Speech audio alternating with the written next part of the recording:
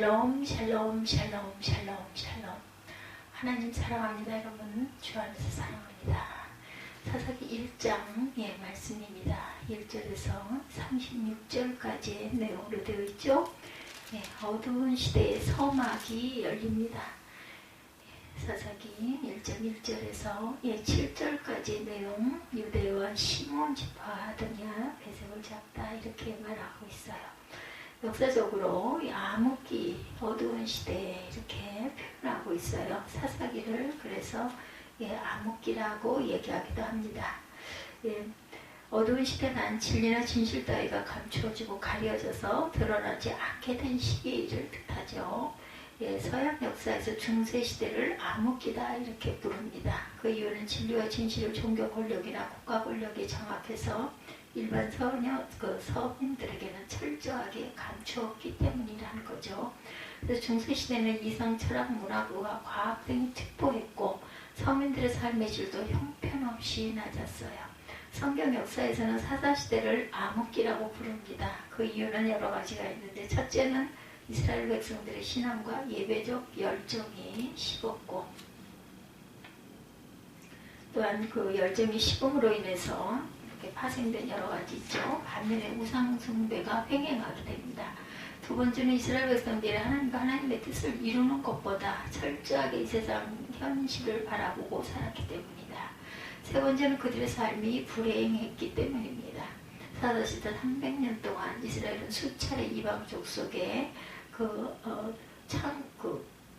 침략 혹은 창궐 때문에 억압의 세월을 보냈습니다. 어떨 때는 마을을 떠나 산속으로 도피해 가서 움막이나 굴에서 생활을 했고, 적들이 모든 것을 싹쓸이하게 됐는데 내년 봄에 불시아까지 강탈해 간 적도 있었다 그러죠. 이런 불행이 반복되었기 때문에 사사기를 어두운 시대다 이렇게 부릅니다. 사람들은 지금 우리 시대 역시 어두운 시대라고들 말하죠. 그 이유를 어떤 사람은 강력사건이 빈번하게 발생하는 것이다 이렇게 이야기하기도 합니다. 생활고로 인해 가족 단위로 자살하는 사건이 끊임없이 이어지고, 내연관계와 갈등으로 인하여 총을 난사하고, 이유와 확실한 범인을 알 수 없는 농약 섞인 사이다로 시골 마을과 온 나라가 들썩이고, 국내 굴지의 대기업과 그들의 영업 실적이 현저하게 떨어지고, 정치적 불신, 사회적 불신, 경제적 불신이 국민들 마음에 자리를 잡는 등 이런 것들이 현재가 어두운 시대라는 이유가 되는 거죠. 아무튼 진리보다 진리가 아닌 것, 또는 사이비가 더 많을 때, 진실보다 거짓이 많을 때, 밝은 것보다 어둡고 부정적인 것이 더 많을 때를 어두운 시대다 이렇게 부릅니다. 오늘 이런 말씀으로 설교를 시작하는 이유는 사사기 첫 장인 본문이 사사시대가 왜 어두운 시대였는지를 설명하고 있기 때문이에요. 시대적 어둠의 이유, 여기서 나온 후 40년 광야를 지나 가나안에 입성한 이스라엘 백성들에게 분명한 사명이 있었어요. 그 첫 사명은 가나안 지경 안의 모든 원주민들을 몰아내는 것이었죠. 그렇게 해야 하는 이유는 가나안 원주민들로 인하여 그 땅에 우상의 땅, 음란하고 부도덕한 땅, 또한 부족국 민족들 간의 크고 작은 싸움이 끊이지 않는 땅이 되어 있었기 때문이다. 또 다른 이유는 하나님께서 아브라함에게 약속하셨기 때문입니다. 창세기 13장 14절에서 17절에 보면, 롯이 아브라함을 떠난 후에 야훼께서 아브라함에게 이르시되 너는 눈을 들어 너 있는 곳에서 북쪽과 남쪽 그리고 동쪽과 서쪽으로 바라보라. 보이는 땅을 내가 너와 내 자손에게 주리니 영원히 이르리라. 내가 내 자손의 땅에 티끌 같게 하리니 사람의 땅에 티끌을 능히 셀 수 있을진데 내 자손도 세리라. 너는 일어나 그 땅을 종과 횡으로 두루다녀보라. 내가 그것을 내게 주리라. 이렇게 약속하셨어요.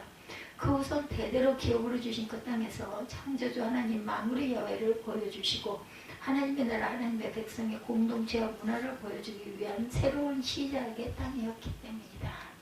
따라서 가나안 원주민을 몰아내는 것은 일종의 정치 작업이자 새로운 기초를 세우기 위한 허물기 작업이었다라는 거죠. 가나안 원주민들을 몰아내야 할 세 번째 이유는, 만약 그들을 그대로 둘 경우 이스라엘이 생각보다 훨씬 빠르게 그들의 우상 숭배에 빠져들고 음란과 부도덕에 빠져들 것이기 때문이다.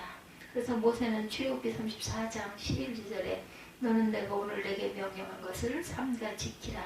보라, 내가 내 앞서 아모리 사람과 가나안 사람과 헷 사람과 브리스 사람과 히윗 사람과 여부스 사람을 쫓아내리니 너는 스스로 삼가 내가 들어가는 땅의 주민과 언약을 세우지 말라. 그것이 너에게 올무가 될까 하노라. 이렇게 말씀하시죠. 또한 그것을 여호수아에게 분명히 그는 전했습니다. 신명기 13, 16절 이하에 오직 내 하나님 여호와께서 내게 기업으로 주시는 이 민족들의 성읍에서 호흡이 있는 자는 하나도 살리지 말지니 헷 족속과 아모리 족속과 가나안 족속과 브리스 족속과 히위 족속과 여부스 족속을 내가 진멸하되 내 하나님 여호와께서 내게 명령하신 대로 해라 하라. 이는 그들이 그 신들에게 행하는 모든 가증한 일을 너에게 가르쳐 본받게 하여 너희가 너희 하나님 야훼께 범죄하게 할까 함이니라. 결론으로 보면 이스라엘 백성들이 가나안 원주민들을 다 몰아내라 하신 이유는 이스라엘 백성들을 위한 것이었죠. 그것이 그들 자신과 자녀 세대를 하나님의 보기에 세우는 방법이었습니다. 근데 이스라엘은 이것을 잘 준행해 순종했을까? 오늘 본문이 그 답을 주고 있어요. 여호수아가 죽은 후 미완성인 가나안 정복을 먼저 시작한 것은 유다 지파였습니다. 그리고 그 결과도 좋았죠. 19절에 보면 여호와께서 유다와 함께 계셨으므로 그가 산지 주민을 쫓아내었으나 골짜기의 주민들은 철병거가 있으므로 그들을 쫓아내지 못하였음에 라고 합니다. 처음에는 잘하다가 끝에 가서 골짜기 주민들을 몰아내는데 실패하죠.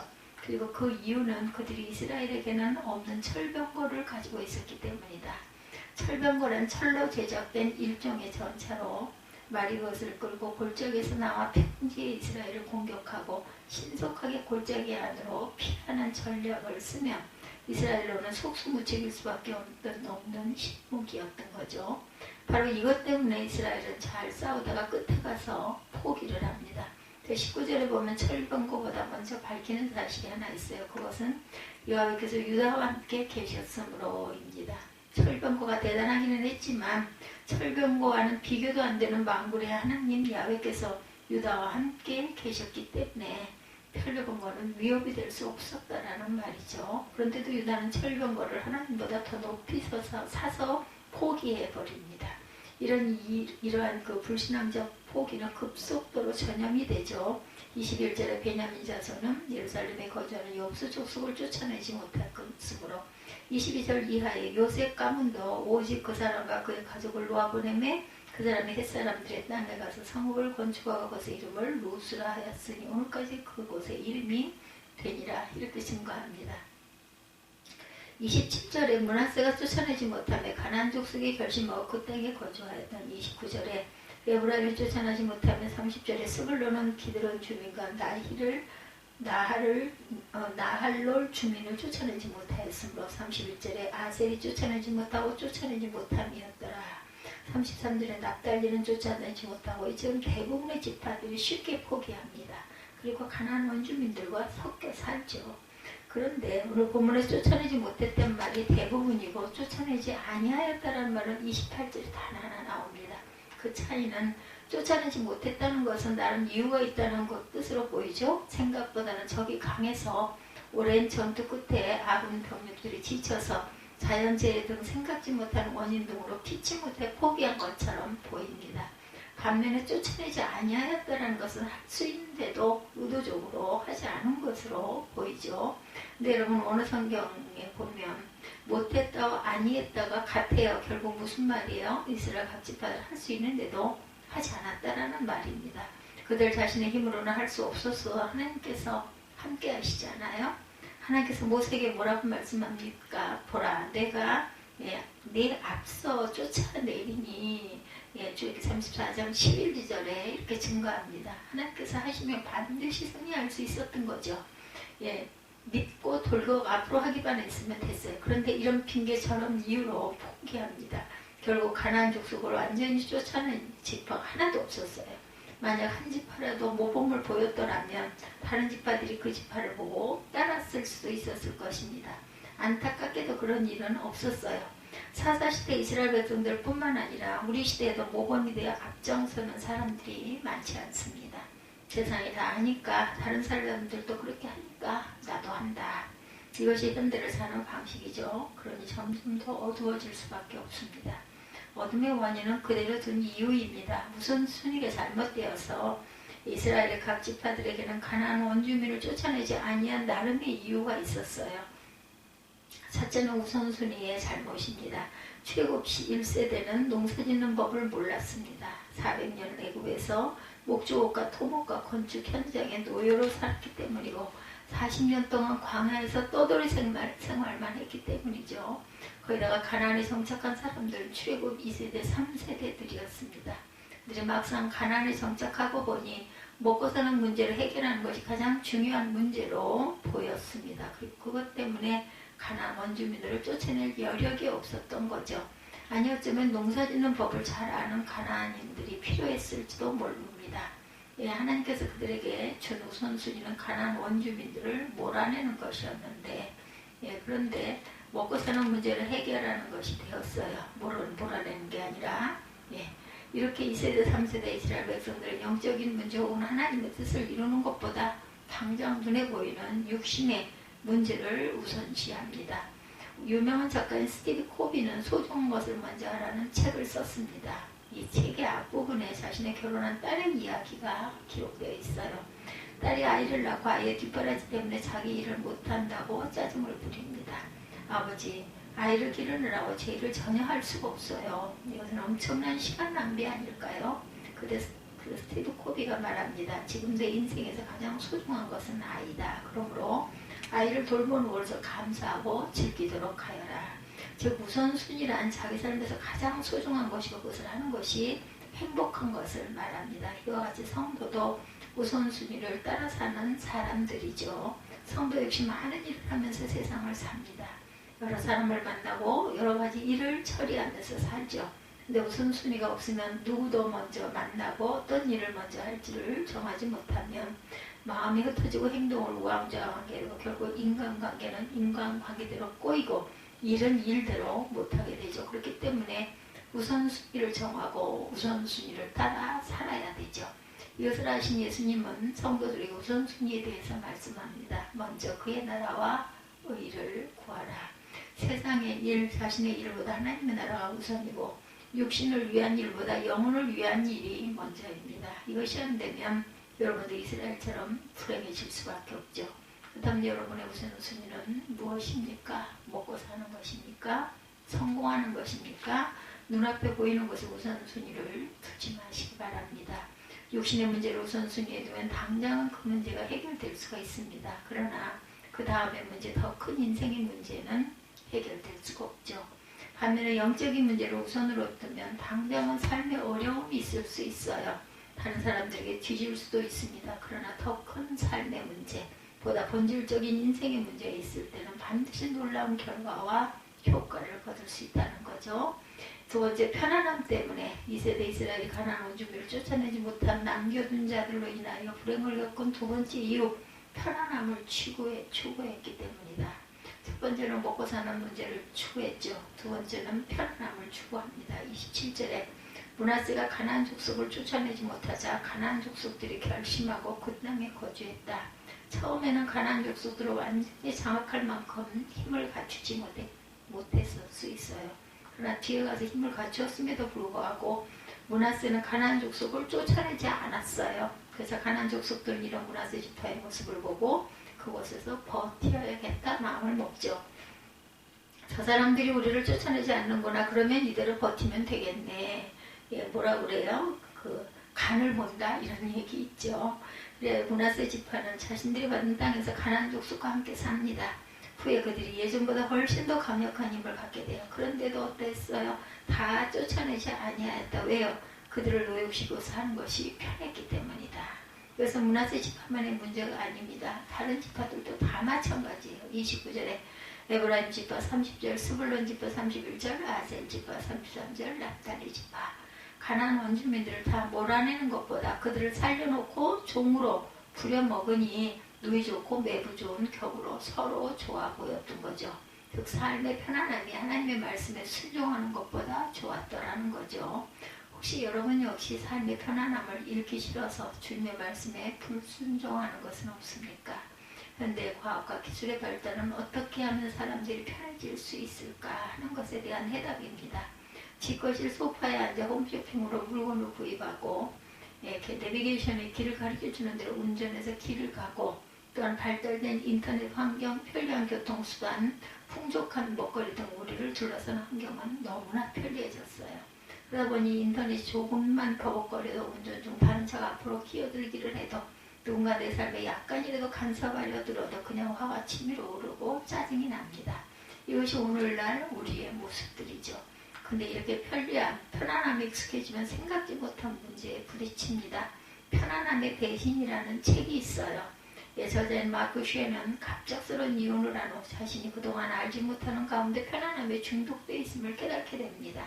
그것은 현대인들의 모든 문제죠. 현대인들은 안락한 생활에 젖어서 편안함에 대한 의존도가 커진 반면에 불편에 대한 내성은 극도로 낮아져서 아주 작은 불편에도 고통을 느낍니다.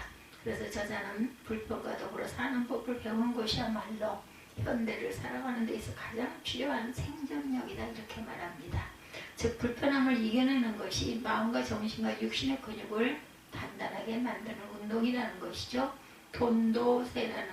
도도새라는 이야기 여러분들 아시죠? 도도는 포르투갈어로 어리석다는 뜻을 가진 말입니다. 도도새가 살았던 신앙인의 인도양의 모리셔스 섬은 울창한 숲을 이루고 있고 포유류 같은 천적이 없는 생존 환경을 이루고 있어요. 그야말로 도도새에겐 천국이었습니다. 그러다 보니 도도새는 하늘을 날아야 할 필요도 저걸 무서워할 필요도 없이 살았어요. 그래서 1505년 포르투갈 사람들이 이스라엘에 처음 발을 내디디면서 도도새는 위기를 만납니다. 포르투갈 사람들은 육류를 충당하기 위해 도도새를 사냥합니다. 이후 네덜란드인들이 죄수를 가두는 유용지로 사용하면서 그때 들여온 원숭이, 돼지, 쥐들이 도도새들의 알을 먹기 시작해요. 그동안 전적이 없었던 도도새는 자신들의 사냥하는 인간을 피할 수 없고, 또한 돼지, 쥐들이 도도새들의 알을 먹기 시작하자 그 공격에 피해서 높은 나무에 둥지를 만들지도 못합니다. 이런 모습 때문에 어리석다는 뜻이 담긴 도도새라는 이름을 얻게 되죠. 결국 인간이 모리셔스 섬에 발을 들인 지 얼마 지나지 않아 도도새는 멸종을 합니다. 편한 것만 찾고 거기서 꼼짝하지 않으려 들면 결국 불행해질 수밖에 없다는 거죠.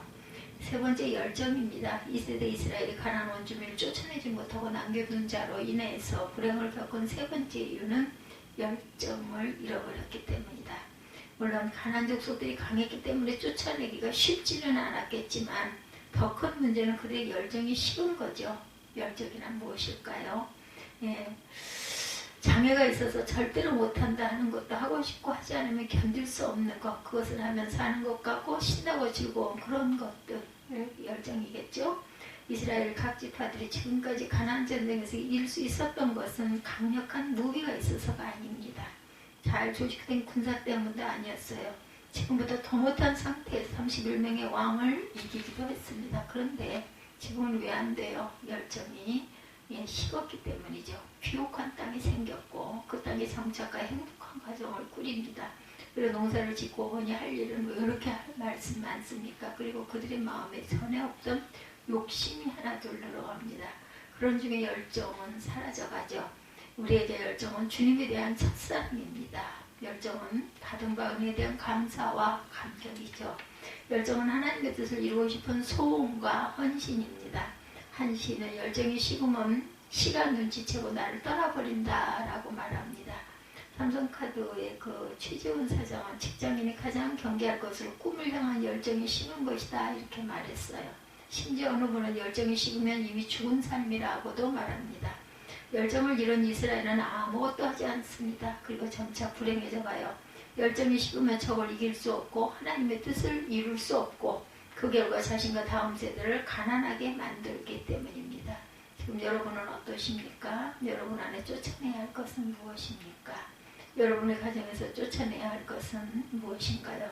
지금 우리 교회에서 쫓아내야 할 것은 무엇일까요? 하나도 남기지 않고 다 쫓아내야 합니다. 그럴 때 하나님의 허락하신 이 땅, 여러분의 가정과 일터가 복지가 되고 은혜의 나라가 되고 행복하게 될 것입니다. 열정을 회복하시기 바랍니다. 열정은 여러분으로 하여금 삶에 집중하게 하고 지혜롭게 하고 목표를 이루게 하고 행복하게 만들 것입니다. 네 번째, 어둠의 원인을 제거해야 된다. 예, 사사시대는 어두운 시대다 말씀드렸어요. 본문이 밝히는 이유는 이스라엘의 우선순위가 잘못되었고 세상과 육신의 편안함만 추구하고 열정을 잃어버린 것이죠. 그 결과 하나님의 말씀에 순종하지 못하고 죄와 섞여 살다가 의롭지 못하고 바르지 못한 것을 취하고 거짓과 거칠에 젖어 있습니다. 결국 자신도 불행하고 다음 세대까지 불행하게 만들죠. 우리는 이렇게 되지 말아야 되겠죠. 그러므로 먼저 그 나라와 의를 구하시기 바랍니다. 세상의 화려함과 육신의 편안함이 아니라 하나님의 뜻이 이루어지고 복음이 전해지기를 구하십시다. 열정이 식은 것이 곧 자신의 무덤인 줄 알고 첫사랑을 회복하고 열정과 열심을 회복하십시다. 그것이 지금 우리가 복되고 다음 세대를 복되게 만드는 지름길임을 잊지 않은 저와 여러분이 되시기를 주님의 이름으로 축복합니다. 기도하시겠습니다.